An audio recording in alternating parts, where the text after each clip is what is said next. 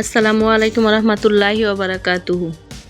TJ recipe blog চ্যানেলে আপনাদের সবাইকে আমন্ত্রণ। আশা করছি আল্লাহর অশেষ রহমতে যে যেখানে আছেন ভালো আছেন, সুস্থ আছেন। আমিও আলহামদুলিল্লাহ ভালো আছি। আজকে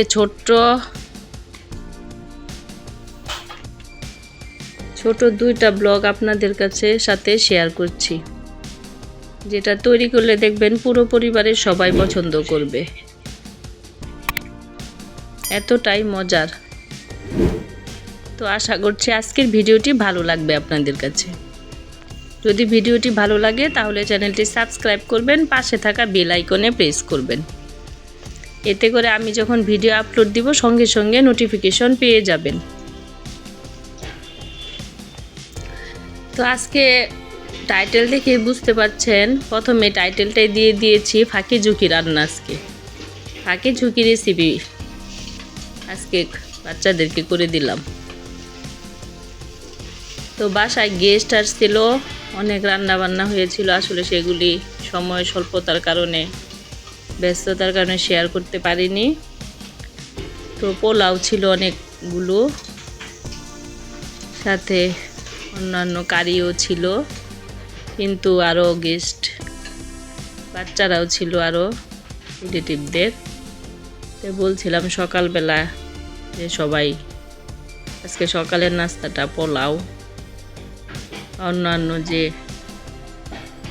মাংসের আইটেমগুলি ছিল সেগুলি দিয়ে সবাই চলো সকালের নাস্তাটা করে নিই।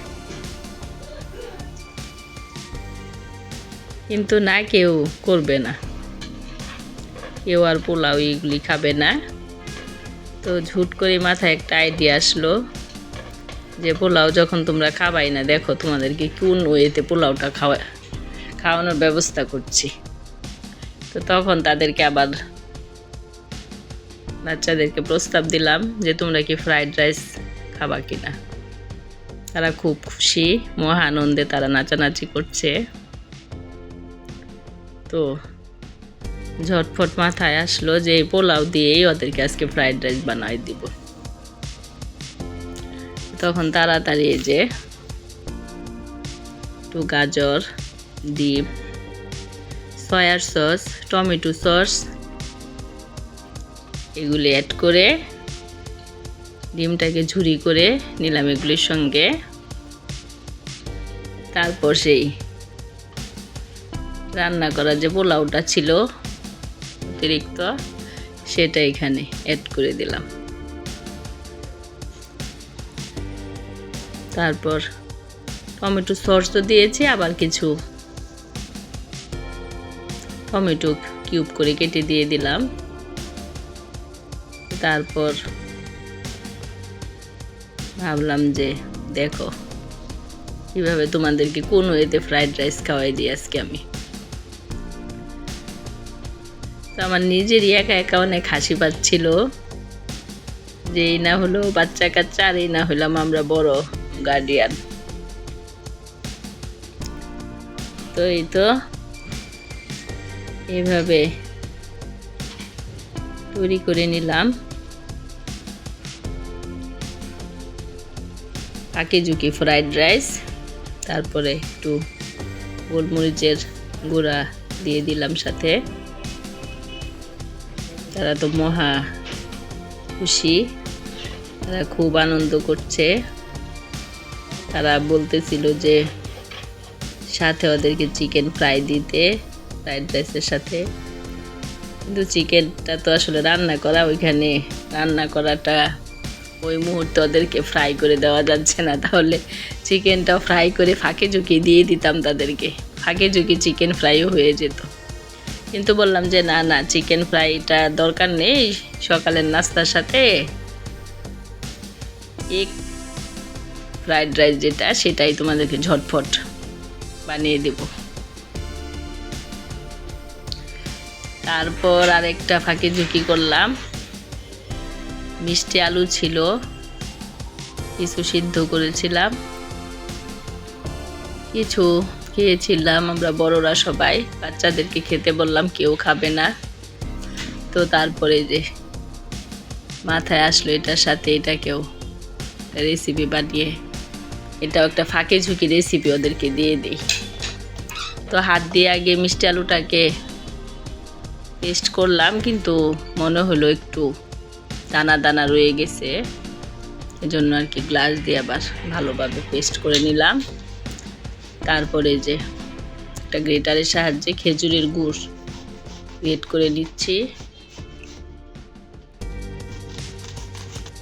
তারপরে যে বাসার সবার খুব ঠান্ডা, কিন্তু তারপরেও নারিকেল ছাড়া আসলে এই স্ন্যাক্সগুলো মজা হয় না, এই জন্য পরে একটু অনেক ভেবেচিন্তে একটু নারিকেলও অ্যাড করলাম।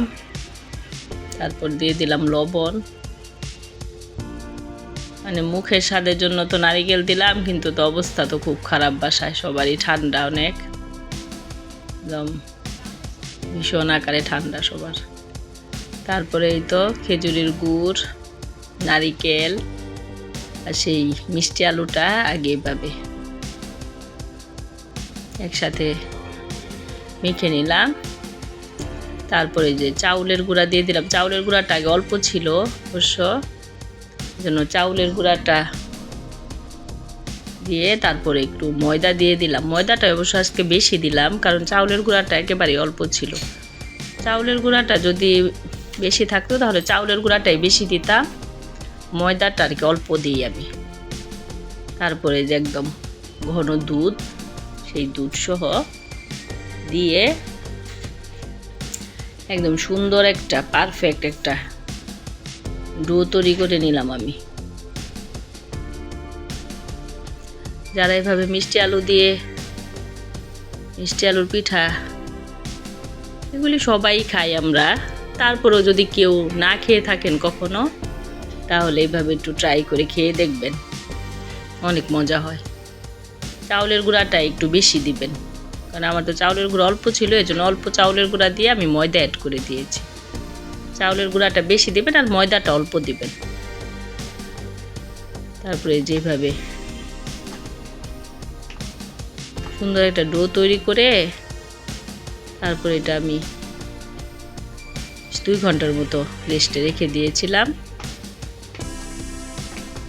তারপর এখন ভেজে নিব আর কি।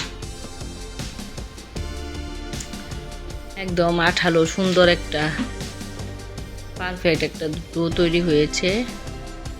এখন এই যে অল্প তেল দিয়ে অল্প অল্প করে আর কি পিঠা দিয়ে আর কি আমি ডুবো তেলে ভেজে নিব।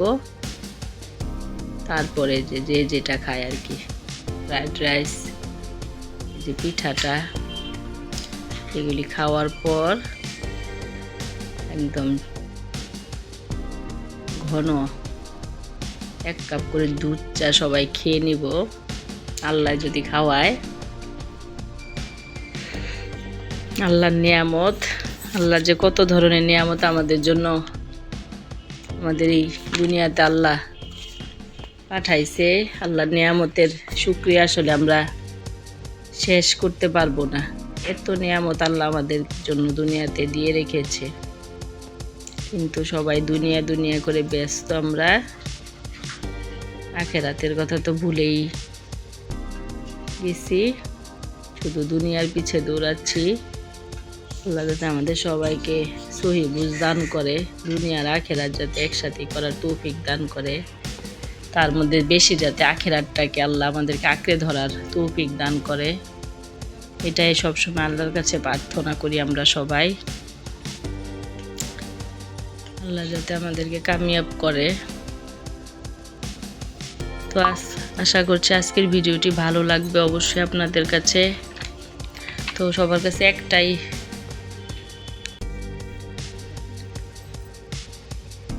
তো সবাই ভালো থাকবেন, সুস্থ থাকবেন, আমার জন্য দোয়া করবেন, আমার পরিবারের সবার জন্য দোয়া করবেন, আমি ইনশাল্লাহ সবার জন্য দোয়া করব। তো আজকের মতো এখানেই বিদায় নিচ্ছি, দেখা হবে আগামী পর্বে। আসসালামু আলাইকুম ওয়া রাহমাতুল্লাহি ওয়া বারাকাতুহু।